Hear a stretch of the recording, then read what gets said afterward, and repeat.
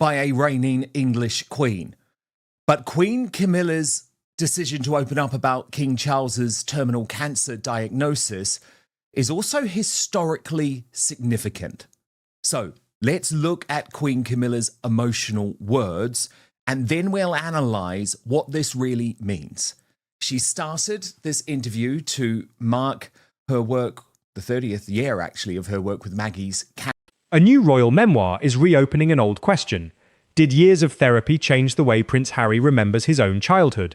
West End star Ruthie Henshall's new book paints King Charles as a warm, hands-on father who once chased young William and Harry through the corridors of Balmoral while they squealed with laughter.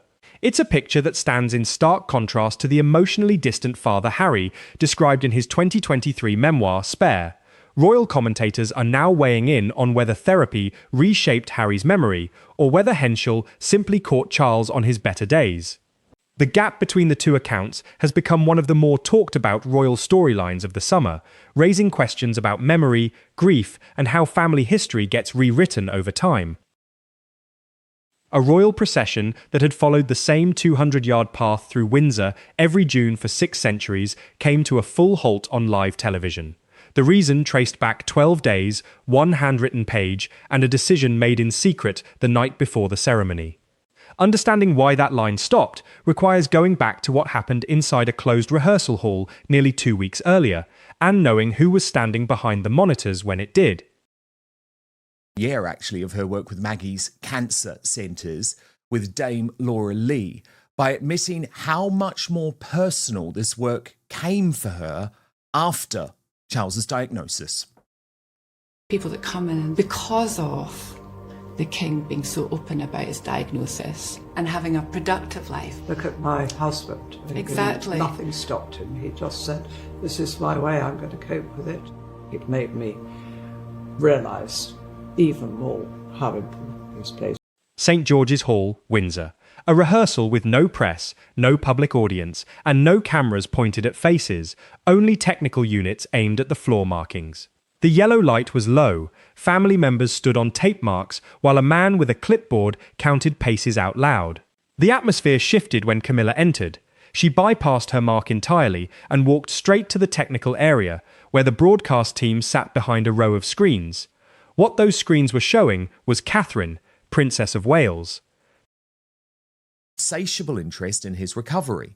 Keeping the worrying new development private would have required outright lying in response to the simplest question in the world: did everything go all right? The much-vaunted new transparency swiftly evaporated. The palace refused to say what kind of cancer the king had, other than it wasn't of the prostate. Secret not-for-publication briefing notes were distributed to the media saying he would withdraw from view for several months and that nobody should photograph the king while he was undergoing treatment. Every rehearsal run, the cameras tracked the same subjects, the same people the live broadcast would follow on the day, so Catherine appeared on 3 monitors at once, the slight turn of her head, the small half-smile aimed at someone just out of frame, the 2-finger adjustment of her ceremonial hat without once looking at her hand, the kind of movement that belongs to someone who has done something 400 times and no longer thinks about doing it. Nothing performed, nothing staged. That was precisely the problem. Everyone in that hall understood it was the problem.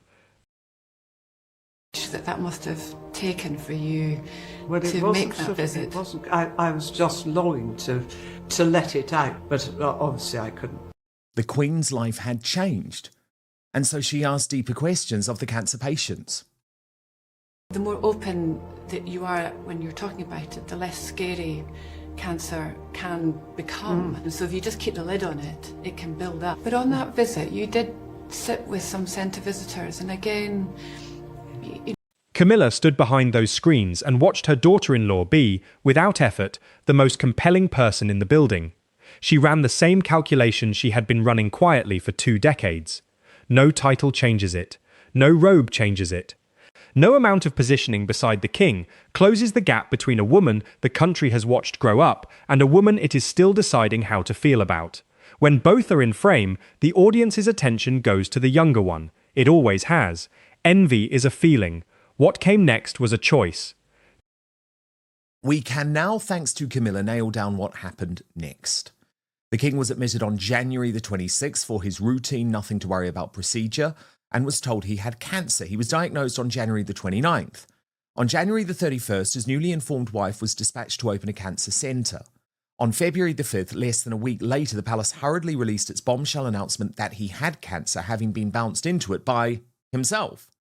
Having invited the world to follow his prostate treatment, he faced insatiable interest in his recovery. Keeping the worrying new development private would have required... Around 30 people were in that hall: camera operators, a floor manager, 2 men from the Lord Chamberlain's office, a woman marking positions on the boards with white tape. None of them were there to observe a family. They were there to produce a broadcast, and they had been doing it long enough to understand that the only safe move in that room was to look at their own work. Camilla turned to her assistant, who stood nearby with the script folder tucked under his arm, and pointed at the monitor showing the movement plan. But now, back to the show. He is really skeptical about Charles's health, basically. Now, he doesn't come fully out and say it, but a couple of times I've spoken to him and he said, Charles was tying up loose ends, and he had this really fascinating exclusive scoop that Charles had a sort of almost, one hesitates to use the word, but almost could be construed as a kind of farewell audience with Michael Fawcett, who you remember was a very, very controversial figure. And a procession chart maps who walks where and beside whom. It also determines which bodies the fixed camera positions can physically capture on the day. Move someone 4 feet sideways on that page and they remain at the ceremony, still in the robes, still listed on the program, and completely invisible to the broadcast. That is the entire mechanism. Everyone working at that level of event production understands it. Camilla's instruction was that the Wales section of the procession be divided into 2 separate parts. Catherine would be placed well behind the tall stone pillars, outside every primary camera angle in the building. Camilla, who openly told friends she blames the unbelievable stress induced by his memoir for contributing to her husband's illness. William tells friends something similar about Catherine's cancer. I have reported that as well. Harry came partly to remind the public that he was the king's son, and partly because he believed that by showing up he would get an accurate handle on his father's prognosis, so important for his and Meghan's next steps. He was stunned to be told absolutely nothing in a brief 30-minute meeting at Clarence House. Charles and Camilla left for Sandringham by... The reasoning behind the instruction was not complicated, and she did not attempt to dress it up. Reduce the on-screen presence of the Wales couple, take the centre of the frame for herself and the king. Quiet a public that had been visibly shifting its attention toward the next generation more and more with every passing year since the coronation. Control where people stand on that carpet, and the country believes it is watching something different than what is actually there. It was a straightforward plan. And this is where she made her mistake, the same mistake she had been making for 25 years. Afterward, without inviting him along, a source in the King's office latest told me Harry's emotional performance had been unhelpful. He went home to California with no solid knowledge, but convinced his father was likely to die much sooner than anyone had envisaged. To those who insist the King always intended to share his cancer diagnosis and would do nothing differently, I ask then why, 2 years later, did he effectively go on television, this was on Channel 4's Stand Up to Cancer, to tell us that after all, he was fine, when he was actually not and... She underestimated her stepson. William was standing at his mark at the front of the lineup. He heard it. What he carries when he hears a sentence like that is not simply about a camera position. He was 15 years old when he learned what that family does to a woman it has decided is occupying the wrong space. He watched his mother's diary shrink. He watched her staff rearranged around her. He watched the arrangements shift while she was still in the building. By the time it was finished, Diana was being managed rather than looked after, and everyone involved had been impeccably polite about the entire thing. Myself and Maggie's have been because of the extraordinary people that have come on board. We've got 27 centres across the UK. You've set the challenge that we need to be at every city. There's 60 cancer centres, so we've got a bit more to do. As I said, with you at the helm, thank goodness you were the one that put it into motion. Extraordinary legacy of Maggie. I mean, wherever she is now, she must be so proud. And look, this... He walked off his mark and crossed the hall to the technical area. Every crew member in the room stopped what they were doing. He did not lead with a title. He did not soften anything. He raised one finger and pointed it directly at his stepmother's face in front of 11 members of staff. His voice came out flat and low, and it carried the full length of St. George's Hall. His wife stands beside him. Nobody puts her in the shadows. 11 people heard it. 2 of them will carry it for the rest of their working lives. To me, it was still significant, and I still call it an interview, but in some ways you could argue this was Camilla taking hold of the emotional narrative surrounding the king's cancer in her own way, without relying on the royal rota, without relying on a mainstream media figure. So it was quite historic in a whole number of ways. Oh, yes. Well, I think they've also had to step back from just doing only the Camilla said nothing in response. Her mouth tightened enough that it disturbed the lipstick at one corner. Her hand closed around the sash of her gown until the knuckles went pale. The 2 of them held each other's gaze for about 4 seconds. In those 4 seconds, the pretense that this was a family with a difficult past but reasonable manners collapsed entirely. She turned and walked out of the hall without a word. That silence was the thing that should have alarmed everyone around her. Camilla does not lose arguments at volume. She loses them quietly, and then she goes away and works. No, but it's still incredibly interesting in this context. This is not good news for the royal family because Earl Spencer remains furious with King Charles and doesn't like Prince William, yet is in the same camp of Harry and Meghan. Watch this. Fresh Harry and Meghan updates every single day. Yes, the ones the Montecito Mafia and MSM don't want out there. Subscribe to Outspoken for daily royal coverage. It's completely free. But he's doing it because he just wants to set his record straight. And also, it is a fascinating story. I mean, he's got a very special angle. The morning of the ceremony, Windsor carried the particular stillness of a place where 600 people are working very hard to make no noise. Guards checking equipment in the quadrangle, florists moving trays through a side entrance. The large doors that would soon open for international guests still shut, with 2 men polishing the handles. Deep inside the private apartments, Camilla had already concluded she was not going to accept the outcome of the rehearsal. She had spent 12 days in silence without one further word to her stepson about it. Everyone around her had read that as acceptance. It was not acceptance, it was preparation. Relationship with the people in their late 70s. But there's no doubt this is going to damage the monarchy even more. Why Charles Spencer has decided now to damage the Windsors is a matter of the whole old story of the enormous fights amongst all the aristocratic families of Britain. There's nothing new in this. There have been hundreds of wars across the centuries between the aristocrats. Yeah, and he is right, I think, to contextualize it in. She understood exactly how the day would unfold under the approved arrangement. Catherine in frame, the Wales couple walking together, holding the centre of every wide shot, the way the public had come to expect since the coronation. Herself beside the king, half a step behind him, in photographs that morning papers would crop the following day. She reached a decision that a woman in her position should never have allowed herself anywhere near. She called her executive assistant to her dressing room and locked the door behind him. Heavy oak, an old key, no passing staff. There, and there are a lot of other people now reporting the truth about this.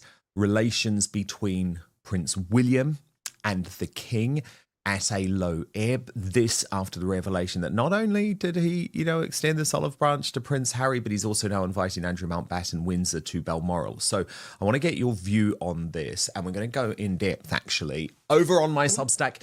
You can come and join us there now at www.outspoken.live. It's where the paid monthly and annual subscribers get the full after show. On the dressing table, among the makeup and the laid-out pieces for the day, she placed a small sheet of parchment she had drawn herself the previous night by hand. It showed the procession order with one alteration. A gap opened between Prince William and Princess Catherine, wide enough for one person, and an arrow drawn into that gap in ink that had not been entirely steady when it went down on the paper.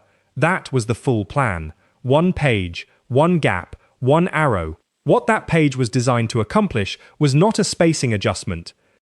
Walk into the space between a husband and wife during a live broadcast in a robe, the width of a doorway, and the wife disappears from the shot. She is not removed from the ceremony, she is removed from the record of it. Every photograph published the following morning shows 3 people where 4 should be standing, and the 4th is a hand and a sleeve at the edge of the frame.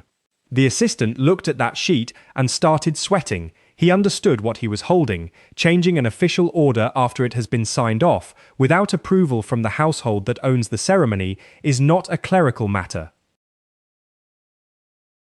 It is the kind of action that ends a career inside an afternoon and follows a person out of that building permanently. He tried to locate a way to refuse. She did not allow him to reach it. She moved around the table and stood closer to him than anyone in that house stands to a member of staff. Then she used the 2 things that always work, his position and the things he knew about her household that he would never be able to explain satisfactorily to a future employer. Her instruction was 1 sentence. Before the procession leaves, place this in the Lord Great Chamberlain's folder. He rolled the sheet, tucked it inside his coat, and walked out with a face the colour of paper. He crossed the castle to the ceremonial operations room, where the official folders sit until they are handed to the men running the day. There is a table, a leather binder with a metal clip, a guard on the door, and a moment every hour when that guard is replaced, and the doorway belongs to no one for approximately 40 seconds. He waited for the changeover. He went to the table. His hand was shaking enough that it took 2 attempts on the clip. He removed the legitimate chart and replaced it with her handwriting. The clip snapped shut. 40 seconds, and the running order of a 600-year-old ceremony had been altered by a frightened man in a corridor on behalf of a woman who was at that moment 200 yards away, looking at herself in a mirror and straightening an earring. She was satisfied. Everything established about that morning points to the same conclusion. She was genuinely confident. She believed the folder was clean. She believed the coordinators would work from her page, and she had no idea she had been recorded doing any of it. Because the thing about William that Camilla has never fully absorbed is the same thing his uncle failed to understand about him. He does not react. He prepares. He had watched her walk out of St. George's Hall 12 days earlier without a word, and drawn the same conclusion. A silent Camilla is a working Camilla. The night before the ceremony, he arranged for a camera to be placed in the operations room, not a tripod-mounted unit with a visible indicator light. A small device concealed inside an antique bronze on a side table that had been in that room since the reign of his great-grandmother, recording continuously, feeding to a tablet that stayed in his hands. No one on the technical staff was told why. 2 people installed it and were asked to forget about it. When the assistant entered that room with the rolled sheet inside his coat, William was sitting in his study with a tablet on his knee, watching it happen in real time. He saw the man check the door. He saw him open the binder. He saw him remove 1 page and insert another. And when the swapped sheet lay flat on the table for a second and a half before the folder closed, the camera caught the handwriting on it. He saved the file twice. Then he went to the room where his wife was getting ready, put his arms around her, and told her that whatever happened out there that day, she should hold her position exactly where she was meant to be, and let him handle the rest. He went to his father with about 90 minutes remaining. Charles was in his private rooms with a valet managing the fall of the garter robe across his shoulders, a task requiring 2 people and considerable patience, one he has done enough times to hold a conversation through it. William did not knock properly. He did not open with anything polite. He crossed the room, placed the tablet on his father's desk hard enough to make the pen jump, and pressed play. The king stood in half a robe and watched a man he half recognized open a leather binder in his own operations room and replace a page.